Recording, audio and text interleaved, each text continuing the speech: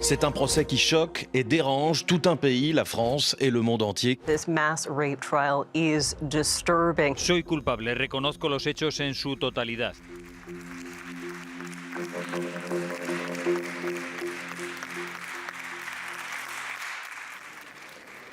Hello, I'm Annette Young and welcome to the 51%. This week we're in the southern French city of Avignon, which is becoming associated with what is seen as perhaps the most notorious rape trial ever held in this country. This is a local court has been hearing how over a decade Gisèle Pelicot was regularly drugged unconscious by her husband and offered up for sex to strangers. So is France finally starting to change its view towards rape? And even more importantly, about the way it treats victims of sexual assault. The trial of 71-year-old Dominique Pelicot and the 50 other men who he recruited online is now in its closing stages. Pelicot has admitted guilt along with 14 of his co-defenders, the others denying the charge, claiming they thought they were taking part in a sex game. If convicted, Dominique will emerge as one of the country's worst ever sex offenders. By contrast, his now ex-wife Gisele has become a global feminist icon by waiving her right to remain anonymous while saying it's time for the shame to shift sides. It's time that the macho, patriarchal society that trivialises rape changes.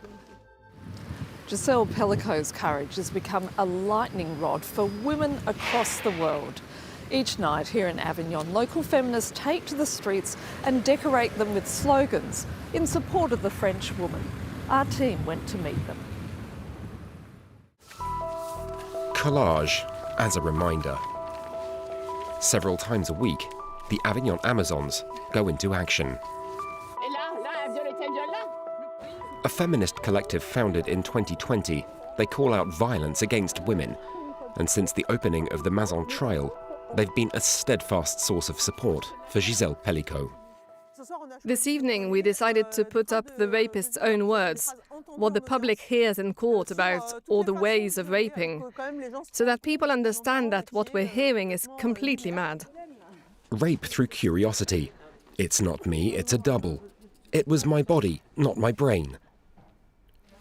Phrases the Amazons are putting up close to the court for a good reason. What's interesting is knowing that the rapists come here to have a coffee, have their lunch. They all come to the bars here. A number of messages have been written over the collage by hand. Not in vandalism, but in support of Gisèle Pelicot. Her strength is out of this world. I'm in complete admiration of her. I know she's doing it for all of us women, and well beyond the court, beyond the national level. It's almost international. It's really amazing. A massive, enormous thank you to her. And I hope that we'll do better, that the government will do better, and that the laws are going to change.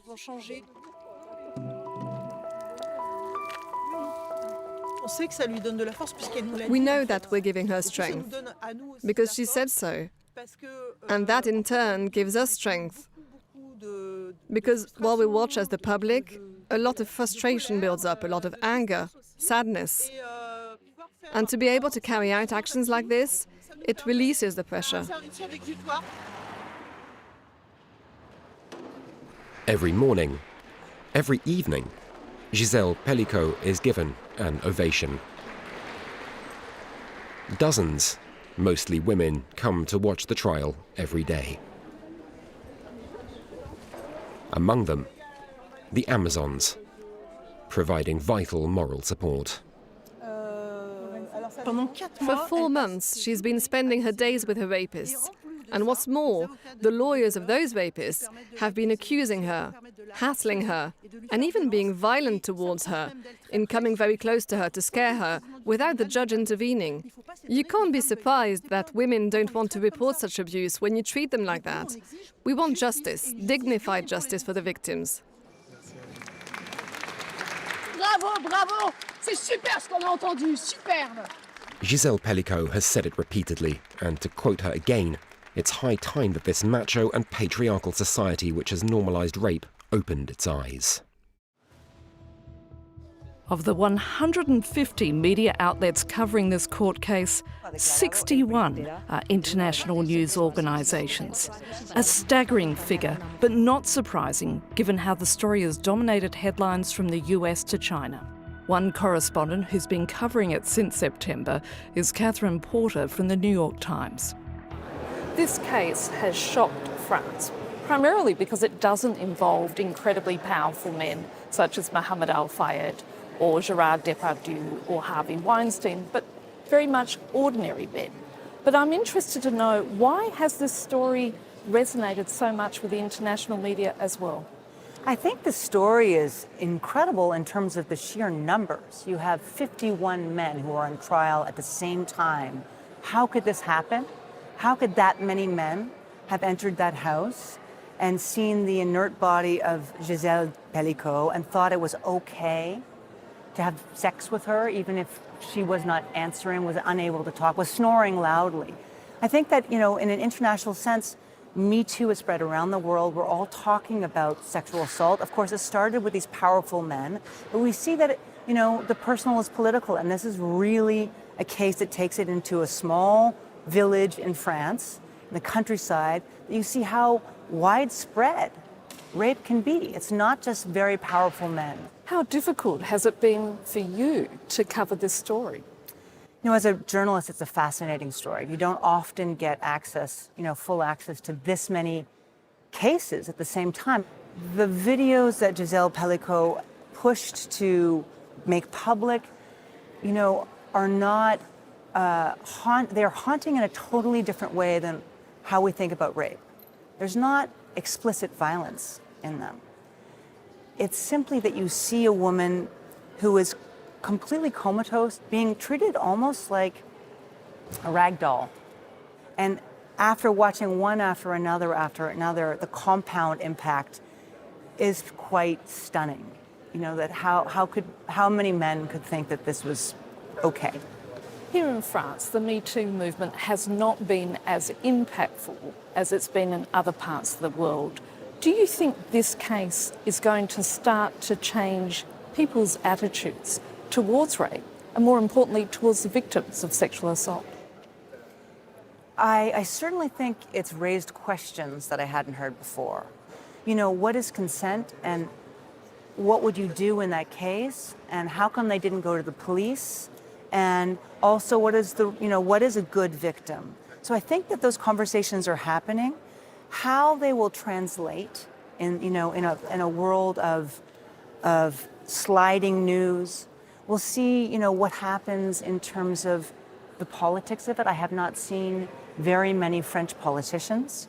One of the things I've heard said that should happen is that the education system should introduce sex education.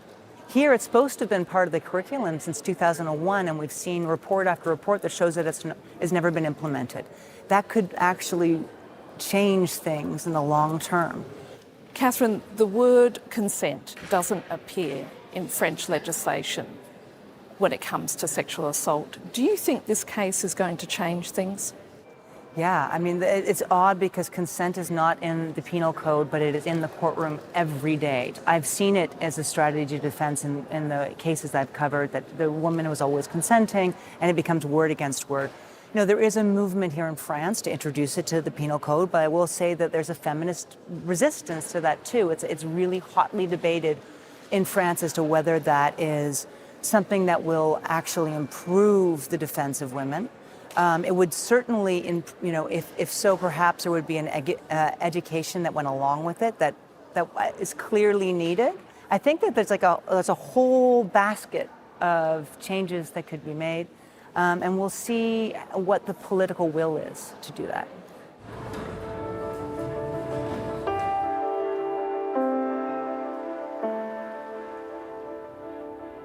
Now, to identify these cases of drug-facilitated sexual assault is notoriously difficult, but many here in France are calling for progress on the issue, as Olivia Salazar-Winspear reports.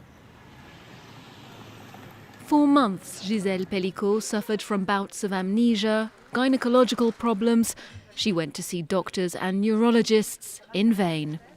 None of these medical professionals suspected drug-induced sexual assault. Dr. Emmanuelle Piette has been working in women's protection services for more than 40 years. She admits that diagnosing such a case would have been extremely difficult. I really don't know how they could have seen it. Seriously, a woman over 60 who reports problems sleeping, memory loss, you might think that's simply old age. You might ask her, is your husband nice to you? Are there any problems at home? And then she tells you, yeah, it's all fine. And because she said that, how do you make the link?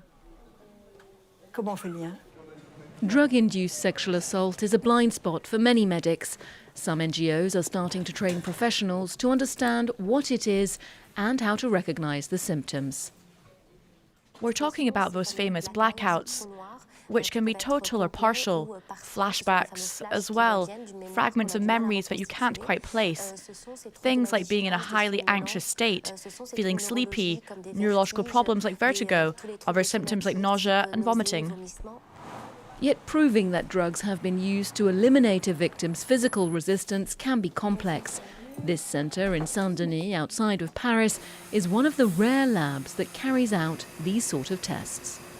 This little strip lets us do a urine test to detect various substances, antidepressants, anti-anxiety drugs, things in the medicine cabinet which are often used for drug-induced sexual assault. We have to get a sample quickly, 48 hours max, to see whether the person's been drugged. Very few labs in France will conduct toxicology tests without a court order. Joining a growing chorus calling for change, French Prime Minister Michel Barnier has said there must be a more effective response to these assaults, which fall within the category of drug-facilitated crime. He's tasked MP Sandrine Josso to bring in new measures to tackle the issue. Josso accused Senator Joël Guerriau of spiking her drink last year. Guerriau's currently under investigation. And that's it for this special edition. So until our next show, bye for now.